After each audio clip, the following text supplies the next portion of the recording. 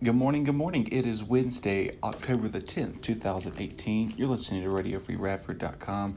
We are seeing rainy conditions across the area this morning as you're stepping about across campus, so get those umbrellas and rain jackets out because you'll be needing them as we're approaching the day. Of course, before you do anything else, go ahead and head over to RadioFreeRadford.com and follow us on Facebook and Radio Free Radford. Like us as well. And you can follow us on Twitter at Radio Free Ratty, and Instagram. You can follow us on there also. You can head over to RU Weather 1 for the latest weather information on Instagram and Twitter as well. Now, today's forecast, like we said, we do have some rain moving in the area, and that's going to be all part of the influence of Hurricane Michael. It is now a Category 4 storm of winds of 145 miles per hour. And that's going to be, that's kind of strong if you think about 145. A Cat 4, last time this area has seen something like this has been since 1954 when Hurricane Hazel affected that area. So we've been more than about 50 or so years ago since this area has seen something this catastrophic and historic, speaking, I should say. And anyway, we'll be seeing a forecast high of 72 with a low of 68, and the winds will be shifting out of the east-southeast and then coming into play later in the afternoon about the northwest as well. I do apologize for our volume. I'm trying to fix that here. Not want to talk too loud to you as you're watching or listening to us on RadioFreeRadford.com. See if we can get this going here, because as I've got my headset on, it sounds kind of I'm kind of like a faded out, but I'm trying to fix that here this morning. All right, I think I'm good to go. Alrighty, now moving on ahead to some, like we said, Hurricane Michael has been the top story over the past couple of days, as it was just a tropical storm just a few days ago, and it's now a hurricane, as it is expected to make landfall between Apalachicola and Panama City, Florida, later on this morning. It is projected to again make some possible catastrophic damage, as evacuations have been underway pretty much yesterday and a good portion of on Monday, as the governor of Florida told them, Rick Scott, said to eventually get out of the area because they're going to be seeing some minor flooding. Now, this will become a hurricane. It'll still remain a Category 1 storm, as it does make landfall in Georgia as well as southern parts of South Carolina. This is later tomorrow morning, as it'll just be a remnant low pressure by the time it approaches our area on Friday. Now, we're not going to see a lot of the heavy rain like we saw with Florence last time. Our main concern is just, these tropical downpours as they are just coming and going. But today is just a part of a cold front coming through, as it will then knock out Michael out to sea. And that's good news, because we really don't need to see any more flooding concerns.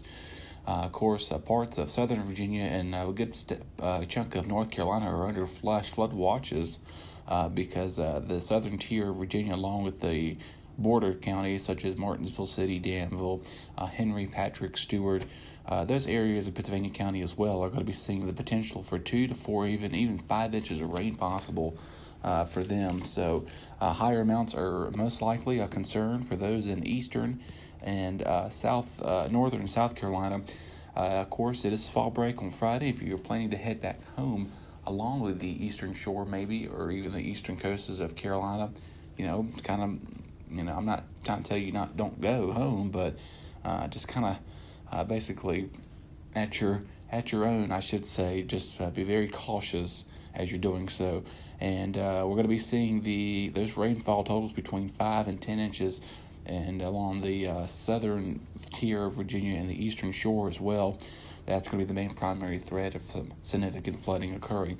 Anyway, as Michael then becomes a tropical depression, it'll just become a remnant low later at the weekend, as it quickly races out to sea as a cold front is approaching our area tomorrow night. That will help trigger these showers and thunderstorms. Again, flooding possibly here, Radford, but I'm not making not a huge concern, but just be on the alert that we could have the possibility of something we need to keep a close eye on. Either way it does go. And so again, if you're probably hearing me, that is the rain pounding outside here in the studios of Radio Free Radford 2. And while you're at it, like we said, go ahead and follow us on Facebook at Radio Free Radford, and Radio Free Ratty on Twitter, and Radio Free Radford on Instagram, and RU Weather 1 on Instagram and Twitter also for the latest weather information that you can catch around here. Again, this morning it was just a gorgeous sunrise, pink skies in the morning. Sailors take warning. You all are very familiar with that. And if pink skies at night, the sailors delight. And so if you know what that means, obviously, that's kind of something, just a weather folklore people say, and just of that nature. Coming up later today, the Radford University Wind Symphony Concert will take place at 7:30. That will take place in the Covington Performance Hall. And tomorrow night, the Radford University Choir Ensemble Concert also taking place in the Covington Performance Hall at 7:30, and it's free admission. So if you're not going to be sticking around here on campus during fall break, you can head over to Covington Performance Hall and listen to some wonderful ensembles and some wonderful music by our band here, and their choir concert too. And so that's taking place. That's the symphony concerts tonight. The ensemble fall concert is tomorrow night. Both of them at 7:30, free admission, and over there at Covington Performance Hall. Go and check them out too. And let's see what we have going on around. Anything news coming up is actually scholarship deadlines is very approaching. This is the month of October. It's FAFSA, and that's that federal free financial student aid thing that you need to go ahead and take board on, as they'll be doing all month long. There will be counselors here to help you with that. You can get assistance from them. You can also, like I said, find a counselor or one of your academic advisors to help you with those. You can go check those out and get that situated. And by the time you start applying for scholarships, we've got one coming up. It's the Balanced Man Scholarship. This is intended to identify and reward those individuals who are embodied of the Sigva ideals of a sound mind and a sound body. It recognizes men that challenge themselves and strive toward continuous development in academics and critical thinking, critical thought, health and well-being, and leadership skills. And that application deadline is on November the 18th. So you still have a little ways to get that done, but you can head over. If you have any additional information about that scholarship, you can actually email Radford SIG. It's Radford SIGEPBMS at gmail.com, and you can get more information regarding that scholarship. And coming up a little less than a month away, Election Day is approaching, and it's the midterm election. And if you've been checking your P.O. box, if you need to do so, please do so. And you will, if you have been registered to vote, you will get your voter's registration ID card, and on there it does have your place of where you can mark your election poll and do there too. You can also find additional information here on Radford on the campus itself as voters.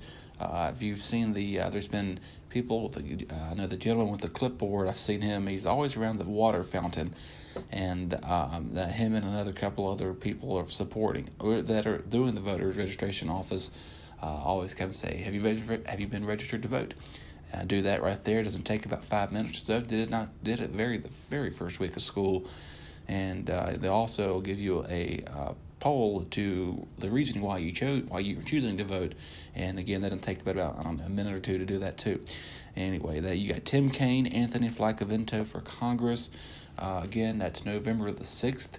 So it's about 4.5 weeks away. You go and you show your vote and put out, who you're voting for.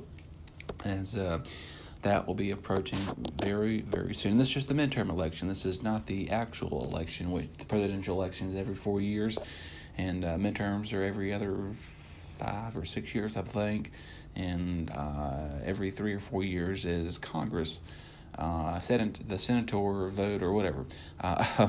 Very, something kind of interesting to put out there to see. Good news, and putting, shows what you're doing and putting your voice, what matters to the community out there too. And so that's, something always in mind you got to think about. And we're also, seeing that time of year. If you've been noticing, we've been having a lot of tour guides come across our campus as high school or seniors, or maybe some juniors out there too, are debating to come here to Radford University. When you see them around, feel free to welcome them here, and just kind of obviously don't get tell them why you chose Radford, and maybe they'll think about coming here. And last year I came in November when they had the what's it called, the drawing a blank here, the open house, freshman open house. That's what it was. I think it's what it was. Sorry about that, folks. Drawing a blank here on this Wednesday morning.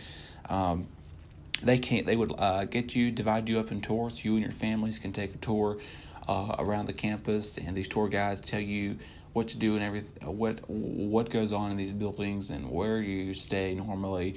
And of course, I came here, and I wasn't really, Radford, believe it or not, was not a first choice of mine. I was hoping to get into the Virginia Tech, which, not in 15, 20 minutes down the road from here, but, I'm very grateful and have the opportunity to come to a college, as I'm a first-generation student in my family, and very honored and, glad I'm here doing this. And, whether, if I didn't decide to come here, I would probably have gone back home to a community college. But again, I'm very thankful to have the opportunity to come to such a great university, and there's many, many, many, many other options out there too. So that's something to consider about if you're thinking of transferring, and or if you want to stick around, or maybe try to influence somebody to come to Radford, because choose why you came here and talk about why it is such a uplifting and great community to be around. I'm not saying that Tech or JMU or UVA, those are good schools too, but it all just depicts on what you want to do and where you want to go and set your stage up for college. Alrighty, there will be a interest meeting coming up on. I'm sorry, that was yesterday. Yesterday. That is not something to be announced. Sorry about that. Looking here at our almanac today, as of today, the little brown bats will start hibernating now. So you're going to start seeing these bats approach the area, and they'll be going into hibernation very soon. It looks like our squirrels are starting to get themselves squared away. As you may have noticed, they have been all over the place. Mostly see them around Dalton and portions towards the Bonnie. Occasionally here in front of the Muse building in Tyler too, but they're getting prepared. And it's always a saying, when you see these squirrels getting weather lore, this is just folklore out there. When you see the squirrels gathering their nuts this early in the season, always means a harsh winter. Sometimes that is not the case. Other times it is. But, do animals predict weather? They can. But are they always right? Maybe not. But they always do a good job of, kind of hinting you, getting ready, like, here's what we can expect and everything of that nature. Alrighty, well, folks, we are approaching the 15 minutes past the top of the hour this morning. Coming up here on Radio Free Radford later on today, it's Wednesday, and we've got a boatload of guests coming on and shows as well. You can catch today, Brandon Moore will be back at 12 and 12:30. We also have a new guest that are on our website, radiofreeradford.com. You can check them out. And Summer Speech will wrap up today between 4:30 and 5. Just a couple of key highlighted people were here rating. Let's try that again. A couple of key highlighted people that we're just featuring here at radiofreeradford.com and Radio Free Radford. So head over there if you're interested in joining the team. Tristan Blake Ryan will be more than happy, who is our general manager, to get you situated. Or if you can't, contact him, Jesse Taylor, who's the vice president of Radio Free Radford, can also get you situated too. Alrighty, folks, we hope you make it a great Wednesday. I know the fact it's raining out there, but, put some positivity in that step while you're doing that. And we'll see you. You'll hear some more great hits till about 12 o'clock today. Between 12 and 5, we'll have multiple shows on today. And stay dry, folks. I'll be back with you on a Thursday edition, as we'll be featuring a QA and PI instructor here on the show tomorrow. Very familiar voice and very familiar person, as you saw her. Maybe had her during the QA quest like I did. And we'll talk with her coming up tomorrow, and then we'll wrap up with that, and we'll be back on the air for me on Monday as we conclude our final week here, and we'll turn things over now to your regular music programming.